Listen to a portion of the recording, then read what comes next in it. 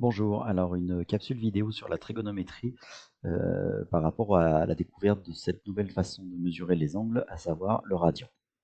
On a fait là ensemble l'activité 1, page 165, qui nous a permis d'aboutir finalement à la fin à un raisonnement sur le fait que si on ouvrait un angle en degrés, voilà comme on avait l'habitude jusqu'à maintenant, et qu'on imagine d'avoir un rayon qui vaut 1, techniquement on est donc capable d'associer cette ouverture en degrés à la longueur de l'arc qui est défini entre A et B, la zone bleue. D'accord.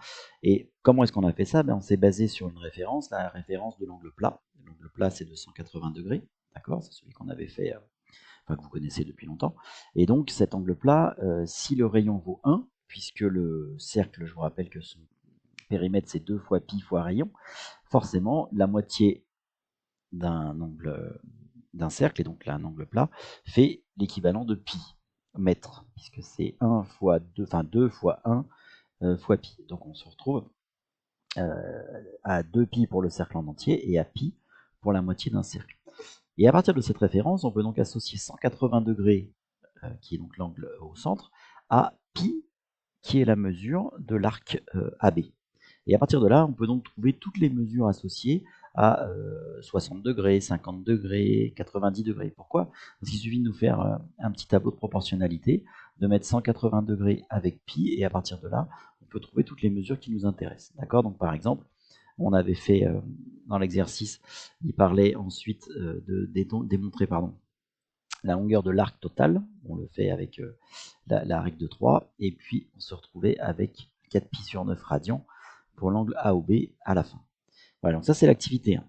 Je vais résumer tout ça. Voilà, donc si je prends, je vais enlever ma vidéo, voilà, si je prends un, hop, pardon, voilà, si je prends un cercle de rayon 1, je répète ce que je viens de dire, l'arc total, c'est le cercle en entier. Si le rayon vaut 1, le périmètre de tout le cercle, c'est 2 fois pi fois rayon, c'est donc 2 fois pi fois 1, c'est donc 2pi. Ce qui fait que si je fais le tour sur le cercle, je vais parcourir 2pi. D'accord? Eh bien, la nouvelle notation, c'est ce fameux 1 qui est ici, qui est donc égal au rayon, ça vaut 1 également, qui est sur le cercle. Et ce 1 devient l'unité sur l'arc. Cette unité, on va l'appeler le radian. Forcément, si je fais 1 fois 2pi, ça donne 2pi, eh bien j'ai fait le cercle en entier. Si je fais 1 fois pi, c'est-à-dire cette unité fois pi, donc la mesure vaut pi, en réalité je n'ai fait que la moitié du cercle, je vais me retrouver de l'autre côté. D'accord? Donc c'est ce qu'on a vu dans l'activité. Et l'intérêt, c'est de commencer à mémoriser que cette mesure va quand même me permettre de repérer des angles, sans utiliser le rapporteur avec des degrés, mais avec cette nouvelle mesure qui va être le radian. On va passer peut-être à un ensemble un peu plus complet. Voilà mon cercle, j'ai dessiné en entier, d'accord? Et je pars évidemment du 0. C'est-à-dire que cette mesure ici, c'est 0. C'est-à-dire qu'en gros, je suis placé sur mon cercle au même endroit que je serais si j'avais 0 degré. D'accord? Je vais faire les étapes les unes après les autres les plus simples. Si je fais la moitié de mon cercle, on a vu qu'on arrivait à pi. D'accord? Et si je refais encore la moitié, je vais arriver à 2pi. Donc j'arrive à pi. Ok, à partir de là, il y a également une autre mesure qui est facile. C'est celle qui va correspondre à 90 degrés. C'est l'angle qui est là. D'accord?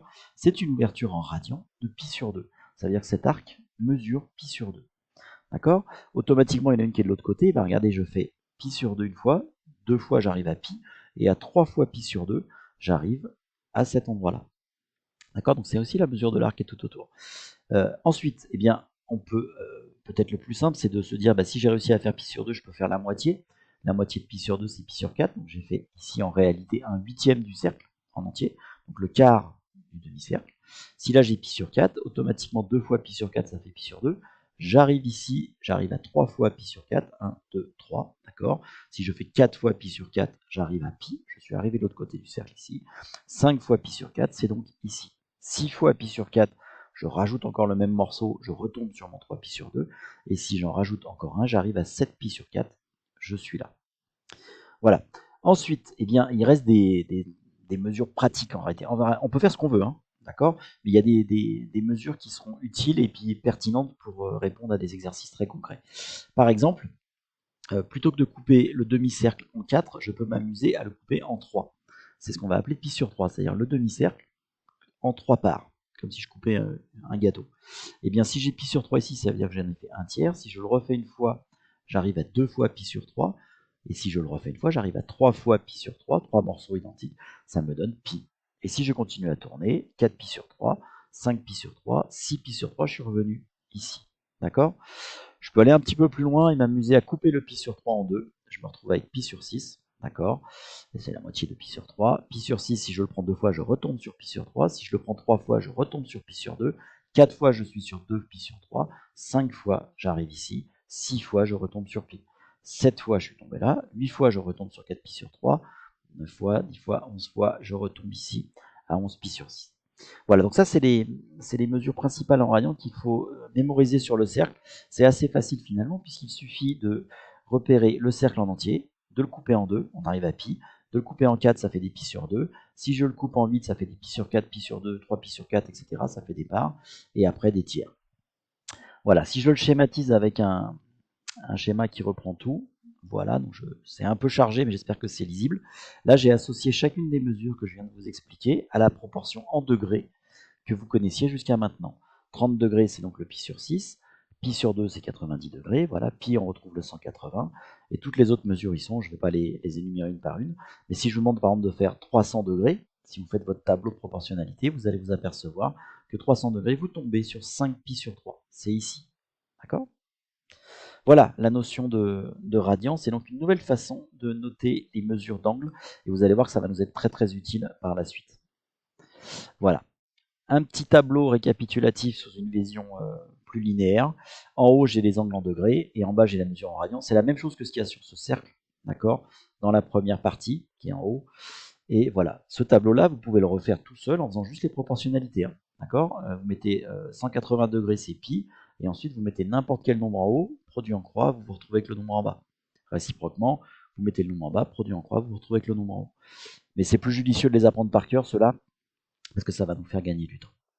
Voilà, ça c'est la notion de degré et de radian. Je vous demande ensuite de chercher quelques exercices, voilà, dont je mettrai la correction en ligne prochaine. Bon courage et n'hésitez pas à me poser des questions sur Classroom si besoin.